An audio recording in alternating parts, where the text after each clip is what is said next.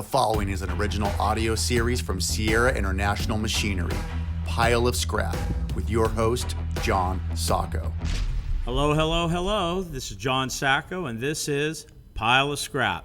And today I have the honor and privilege of being in Portland, Oregon at PNW Metals Recycling, Inc. This is quite an interesting story, an interesting company, and I have Fuad Daoud, his son, Sean Daoud, and Hank Doan. And your father's not here. I was hoping he was going to be here. Me too. We'll try to get him out next time. Well, okay, I like it. Next time. So this is an interesting company because of the background and all the different partners and how this company came to be, and it came to be a player in the Pacific Northwest. So the first question out is who wants to handle the original history? Which one of you want to take it?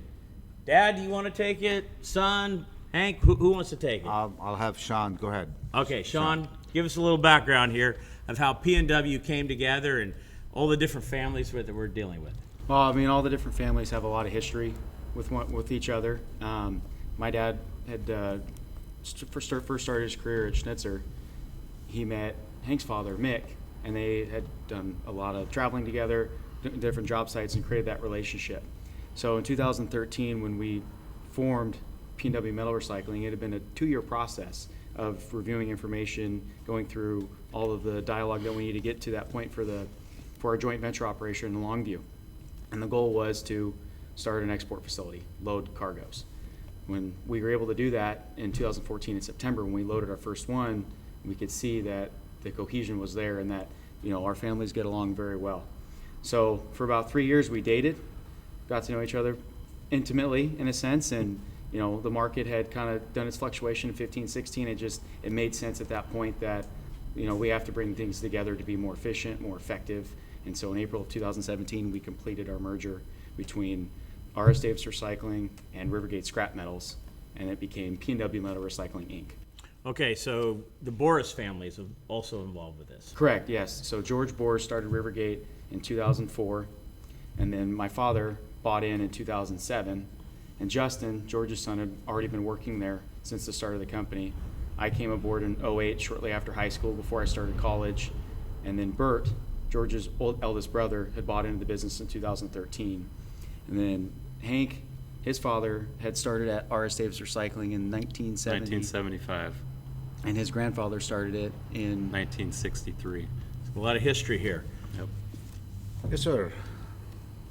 You have a very interesting story. Well, okay, I'm the son of an immigrant from Italy, and people are very familiar with that.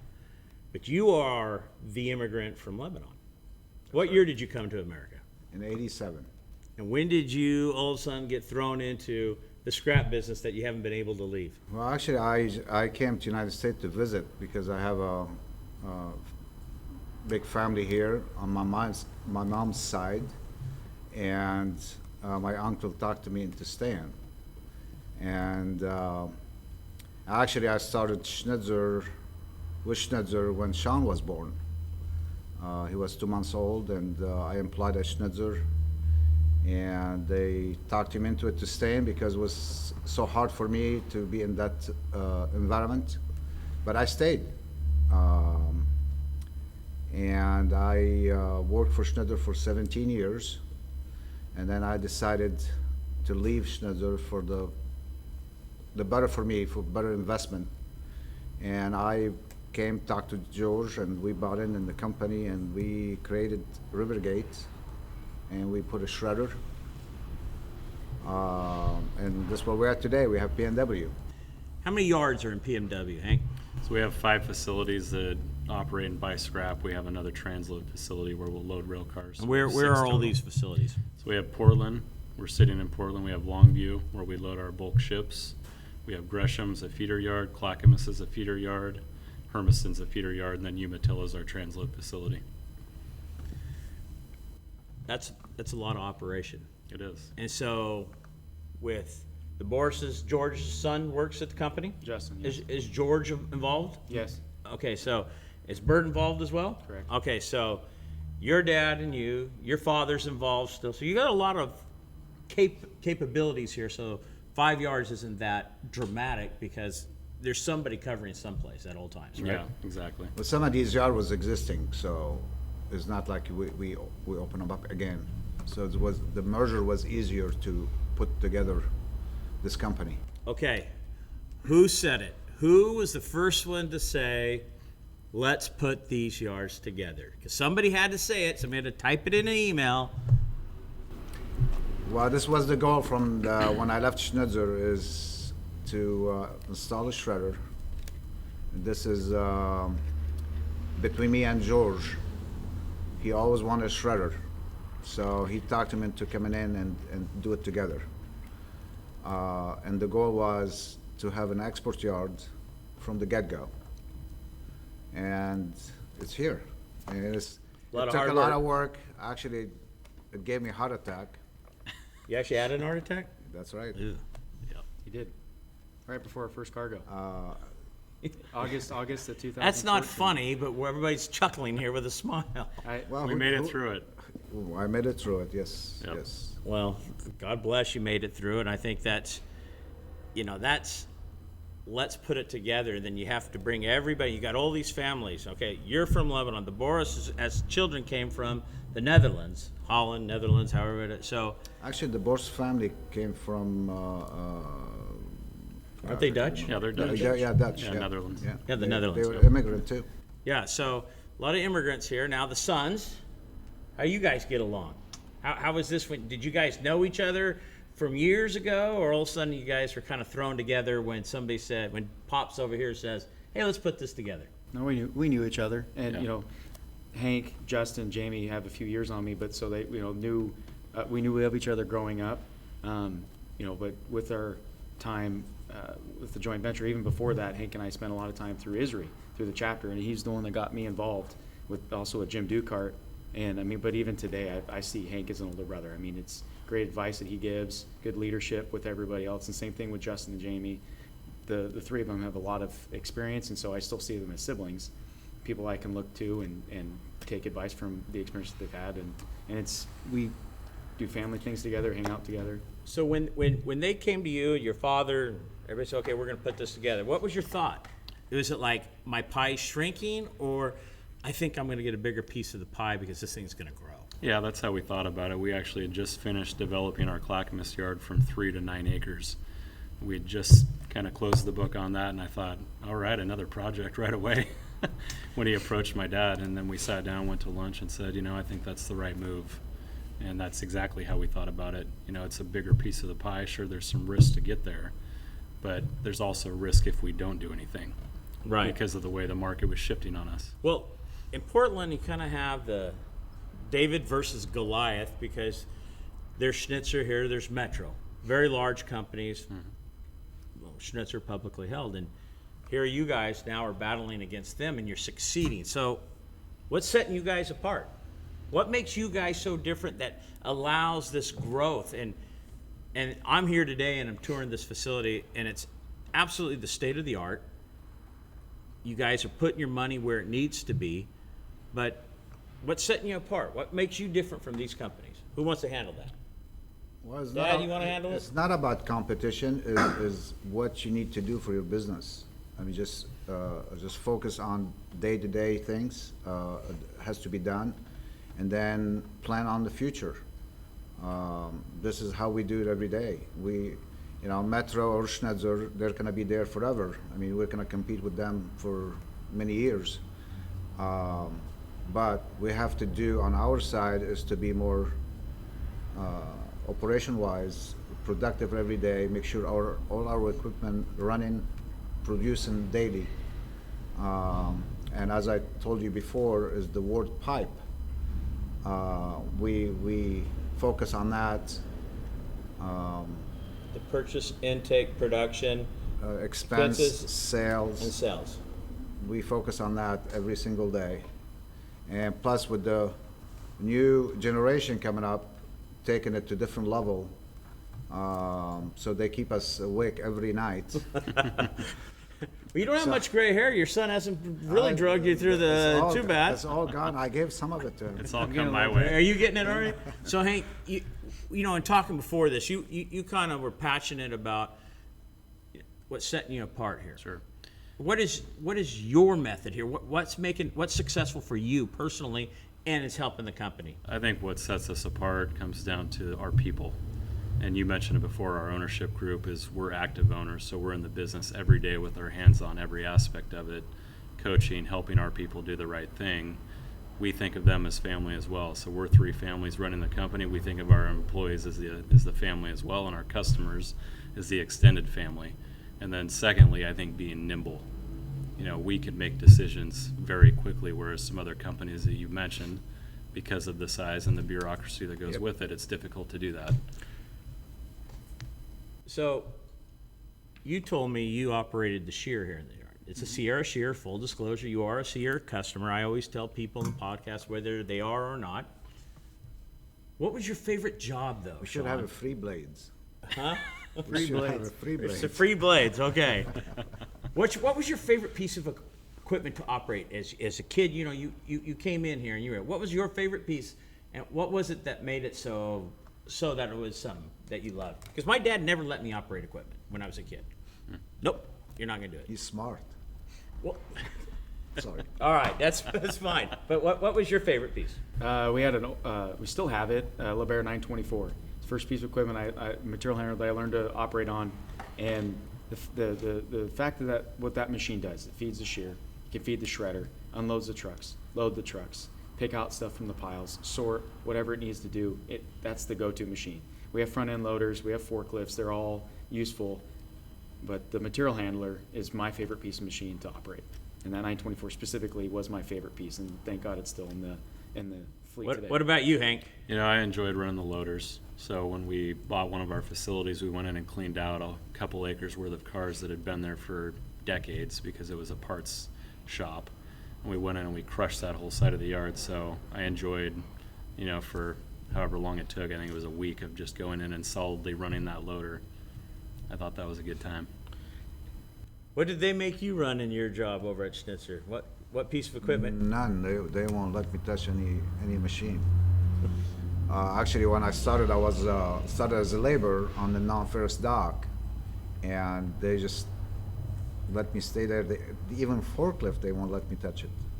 But 6 months later, I had to get out of the union and became assistant non-ferrous buyer because it was a big layoff, and they don't want to let me go, so they put me in the management, they call it, and this is how I got into marketing and worked my way He does up. have a favorite piece of equipment, though. When we were building the shredder out, we were laying gravel out on the property. Yeah, And we yeah. bought a rolling machine. So it was vibrating roller, and that's the machine that he would run. Only him.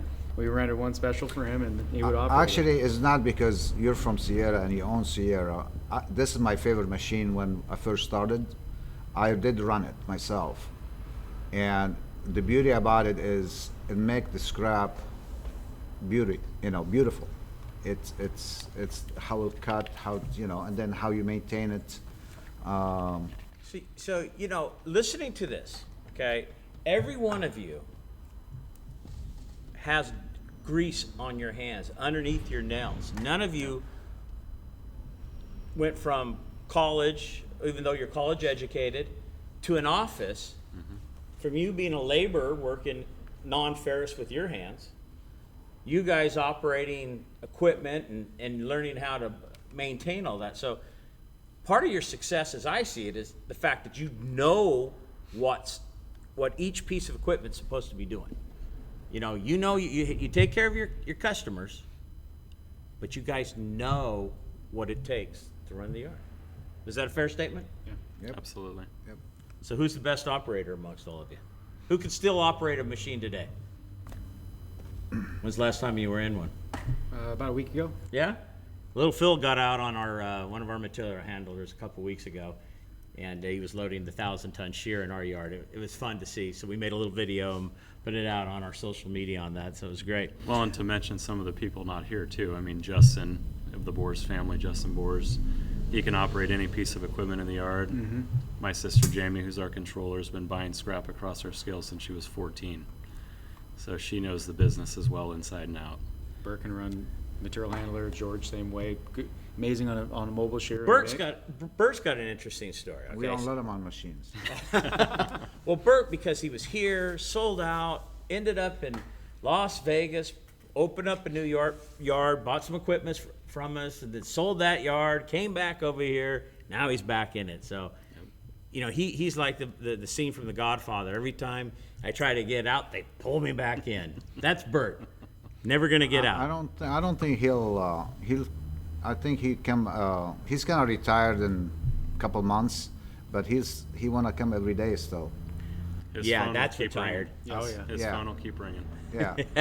That's what I want when I retire, to come to work every day. No, that's not what I want. All right, so listen, we're in Oregon, very environmentally conscious state, like California.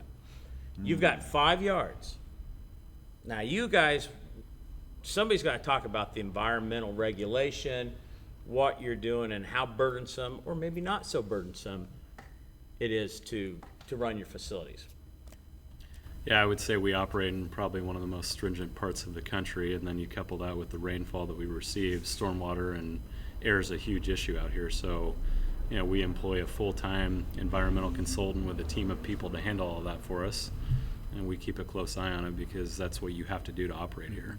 So the playing field is the same for everybody in the state, and we operate with our agencies to do what we need to do. So of your 5 yards, how many of them are actually with a river running in the back of it, or It's one. Yeah. Just the this- one? Just this one. It's right on the Columbia Slip. Yep. let's talk to the future. You got a lot of young, energetic men in your operation. I would say there's a lot of chance for growth. Now, obviously, you don't want to say what, but you guys aren't satisfied being at this level, are you? No, I mean, my goal is always to become the lowest cost producer of the commodities we're producing. So we have moves to make, and we're doing a lot of things infrastructure wise right now that will get us to that point, but we really want to focus on our region and be as efficient as we can be. So you listen to their ideas, okay? Now his father, you and the board, George and Bert, the patriarchs of this thing, and you listen to the kids creating their plans. What do you see? I see growth, and if they're going the way they are going, I think they can get this company to a different level. But at one day, what's enough is enough. You know, how much you want to grow. It all depends to them, you know, for their own kids, if they want to be in the business. Well, these two want in. I know that. They're These all two- in. These two, they are, but the majority of the Schnitzer kids, only, you know, Greg Schnitzer Yeah. still there. The rest of them, I know most of them, they're not interested. So that's why they're completely out. That's one nice thing about our group is at this point, you know, Jamie's got 2 kids, I've got 3 kids, Justin has 2 kids. I'm sure at some point Hey, you got to start manufacturing here. he'll What are be you waiting for? He'll be a grandpa. How old are your kids? I've got a 6-year-old boy, about a 3-year-old daughter, and a 6-month-old. Still too early to tell if they want to come into the business. You know, I have a 20-year-old daughter. She's a junior at USC, and she's going big.